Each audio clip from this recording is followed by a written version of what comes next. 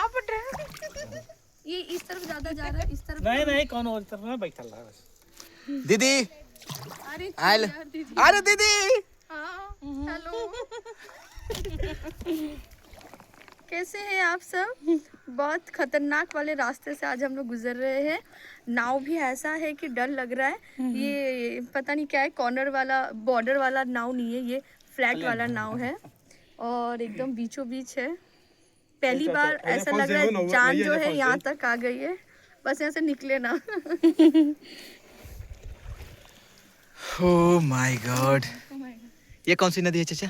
सही नदी। सही नदी, सही सही नदी, नदी अखबार वाली। आप भी भैया? सही नदी।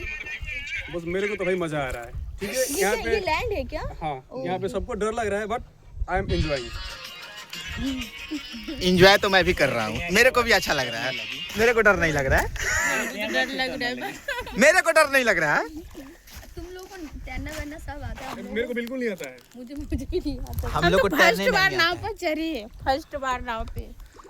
अच्छा, हम तो कितने बार चढ़ चुके हैं नाव पे। वो वाला वीडियो बनाया जाए, वो वाला। कौन? धूम धूम धूम धूम धूम।